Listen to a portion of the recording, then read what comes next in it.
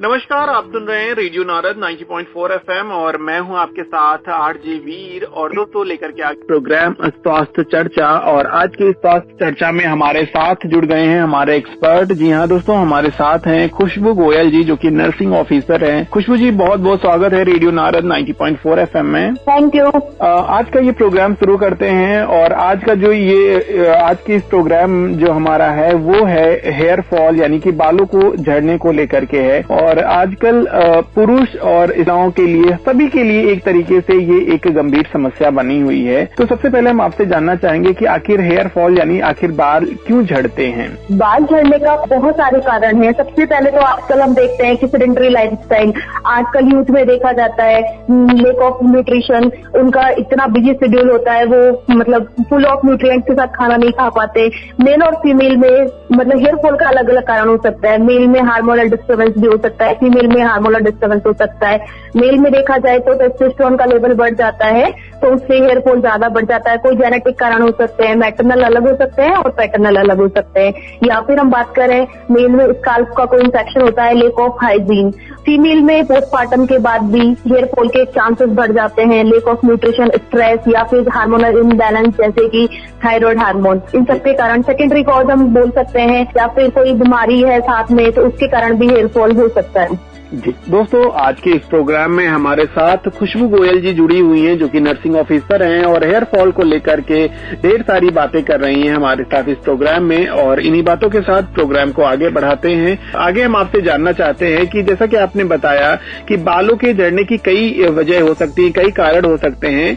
तो इसी से जुड़ा हुआ हमारा अगला प्रश्न है कि क्या बालों के झड़ने में खान पान का कितना बड़ा योगदान है? हेयर फॉल को बचाने के लिए खाने का बहुत बड़ा रोल है, क्योंकि प्रोटीन की बहुत ज्यादा रिक्वायरमेंट होती है हेयर फॉल को ट्रीट करने के लिए। प्रोटीन रिक्वायरमेंट हम फुलफिल कर सकते हैं, प्रोटीन रिच डाइट ले सकते हैं, इससे हम हेयर फॉल को कम कर सकता है।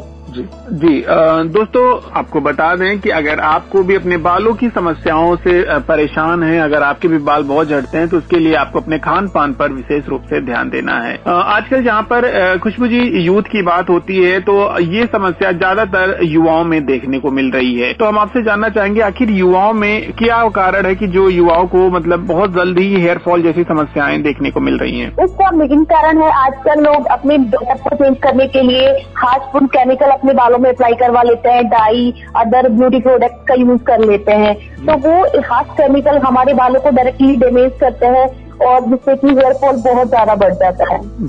जी हाँ दोस्तों, आज के स्वास्थ्य चर्चा प्रोग्राम में हमारे साथ खुशबू गोयल जी जुड़ी हुई हैं, जो कि नर्सिंग ऑफिसर हैं और हेयर फॉल को लेकर के तमाम जानकारियां हमारे साथ साझा कर रही हैं। मैम, आगे हम आपसे जानना चाहेंगे, जहां पर बालों की झड़ने की बात हो रही है, तो वहीं आजकल कॉस्मेटिक प्रोडक्ट्स की अगर हम बात करें तो कहते नहीं, जेल हो गए, डाई हो गई, इनका बहुत ज्यादा चलन है। तो ये हमारे बालों को कितना ज्यादा हार्मफुल है, कितना ज्यादा नुकसानदायक है, वो भी हमारे श्रोताओं को बताइए। ये बहुत ज्यादा हार्मफुल है, क्योंकि ये अपने बालों की पीएच को मेंटेन नहीं कर पाती है। हार्मफुल केमिकल होते हैं, ये केमिकल डायरेक्टली हमारे हेयर पे अप्लाई होते हैं, स्काल्प पे अप्लाई होते हैं, तो ये पीएच इम्बैलेंस हो जाता है, जिससे कि बाल रूट से ही अलग हो जाते हैं और हेयर फॉल बहुत ज्यादा बढ़ जाता है। जी बिल्कुल दोस्तों, बड़ी ही अहम और बड़ी महत्वपूर्ण जानकारी खुशबू जी ने दी आज के इस प्रोग्राम में। और आगे हम आपसे जानना चाहेंगे, जहां पर बात हेयर फॉल की हो रही है, वहां पर हम देखेंगे कि जहां बहुत सारे यूथ ऐसे भी हैं जिनमें कहीं न कहीं मतलब एक कम उम्र में उनके कहीं न कहीं गंजापन हो जा रहा है, जो कहीं न कहीं बालों की झड़ने की वजह से है। तो आगे हम आपसे जानना चाहेंगे कि यूथ हमारे किन किन बातों का ध्यान रखे ताकि उन्हें उनके जो है बाल झड़े ना। यूथ को सबसे पहले तो सेडेंटरी लाइफस्टाइल में अपने आप को रेस्ट देना चाहिए, स्ट्रेसफुल लाइफ जीनी चाहिए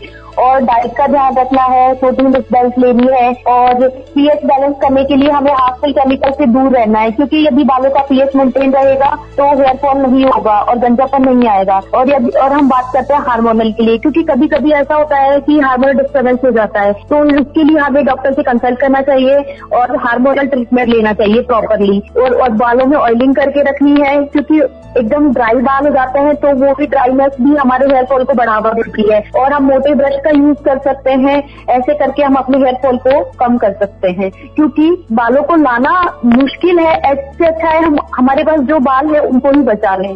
जी खुशबू जी, जहाँ पर आज की इस आधुनिक युग की बात हो रही है, हमारे कहते हैं मॉडर्न लाइफस्टाइल की बात हो रही है, वहाँ पर बालों की कितनी हेयर स्टाइल आज के टाइम में बहुत ही कॉमन हो गई है।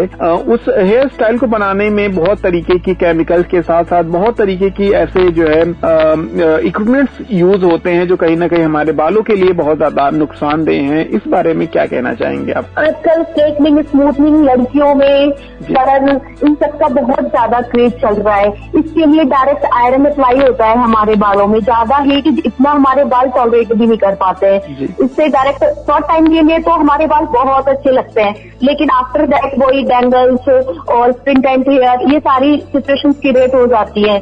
इससे बेटर है हम अपने नेचुरल हेयर्स पे ज्यादा फोकस करें। जी, जहाँ पर कहते नहीं कि आज की जैसे कि लाइफस्टाइल की बात हो रही है और मेल या फीमेल की बात की जाए तो आजकल जो यूथ है वो बिल्कुल भी अपने कहते नहीं बालों में ऑयल नहीं करना चाहता है। अपने आप को कहीं ना कहीं लगता है उसको कि अगर हमने बालों में ऑयल लगा लिया तो हम कहीं ना कहीं एक अलग हो जाएंगे या कहीं ना कहीं दोस्ती यारी में हमारी एक जो है रेपुटेशन डाउन हो जाएगी। तो ऑयल जो है हमारे बालों के लिए कितना इम्पोर्टेंट है वो भी हमारे श्रोताओं को बताइए। ऑयल हमारे बालों के लिए बहुत इम्पोर्टेंट है क्योंकि ये इंडायरेक्टली हमारे बालों को न्यूट्रिएंट प्रोवाइड करता है और ड्राइनेस से बचाता है, और ड्राइनेस से डैंड्रफ भी क्रिएट होता है, हमारे स्कैल्प में इंफेक्शन भी होता है। लेकिन इसको हम रिप्लेस कर सकते हैं, जैसे कि केमिकल फ्री जेल आते हैं और सीरम आते हैं, इन सबसे हम रिप्लेस कर सकते हैं और अपने बालों को न्यूट्रिएंट प्रोवाइड करा सकते हैं। जी, बड़ी ही अहम और बड़ी ही महत्वपूर्ण जानकारी खुशबू जी आज के इस प्रोग्राम में दे रही हैं। और दोस्तों, प्रोग्राम को आगे बढ़ाते हैं और आगे हम आपसे जानना चाहेंगे कि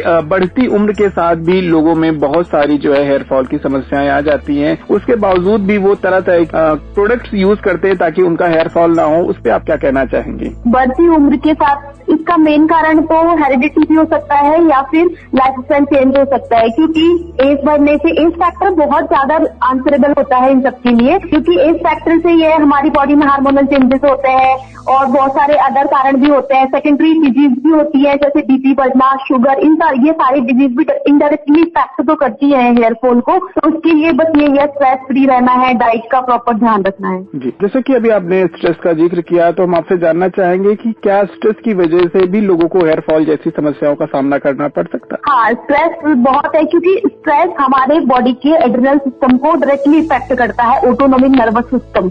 जी जी, वो हमारे बॉडी के सारे सिस्टम को इफेक्ट करता है। जी, तो श्रोताओं, आपको किसी भी तरीके का कोई भी तनाव नहीं लेना है और आपको अपने लाइफस्टाइल का बहुत ध्यान रखना है, आपको अपने खान पान में बहुत ध्यान रखना है ताकि आप हेयर फॉल जैसी समस्याओं का सामना आपको न करना पड़े। प्रोग्राम को आगे बढ़ाते हैं और खुशबू जी, आगे आपसे हम जानना चाहेंगे कि जहाँ पर हेयर फॉल को लेकर के बात हो रही है वहीं हम आपसे जानना चाहेंगे छोटे बच्चों की बात करें जो कि 10 से 11 साल के होते, उनमें भी आजकल ऐसी समस्याएं देखने को मिल रही हैं, तो इसका क्या कारण हो सकता है वो भी हमारे श्रोताओं को बताइए। छोटे बच्चों में जो हेयर फॉल का कारण है वो कोई डिजीज भी हो सकती है, क्योंकि जो मतलब यंग एज में आफ्टर 20 के बाद हेयर फॉल होता है, मेल में होता है वो फ्रंट से होता है, जो हमें डायरेक्टली डायग्नोज हो जाता है कि भाई फ्रंट आगे से गंजापन आ जाता है। फीमेल में होता है वो लाइनर टाइप का होता है, बीच में से हेयर फॉल होता है, लेकिन बच्चों में एक राउंड सा बन जाता है, आप लोगों ने नोटिस किया होगा कभी भी। तो उसका मेन कारण कोई सेकेंडरी डिजीज या इन्फेक्शन होता है, क्योंकि बच्चों में प्रॉपर केयर नहीं कर पाते हैं वो लोग, और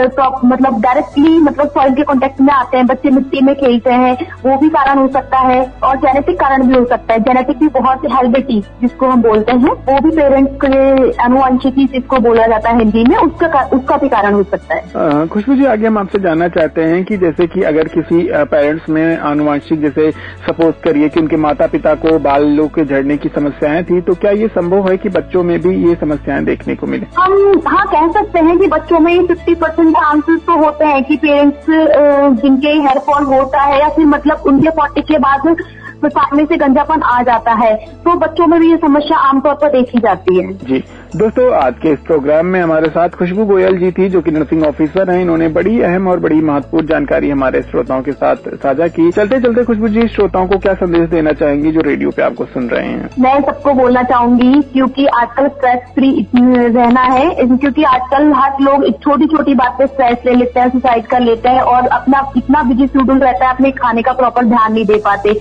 इसलिए स्ट्रेस फ्री रहना है, खाने पे ध्यान देना है और हार्मफुल केमिकल से बचना है। जितना हो सके उनको यूज नहीं करना है, जो घर के होम रेमेडीज को यूज करना है। खुशबू जी, आपका बहुत बहुत शुक्रिया। आपने इतनी अहम और इतनी महत्वपूर्ण जानकारी हमारे श्रोताओं के साथ साझा की। दोस्तों, आज का ये कार्यक्रम यहीं पे समाप्त होता है। मुझे भी दीजिए इजाजत। नमस्कार। Thank you. राहुल एक कंपनी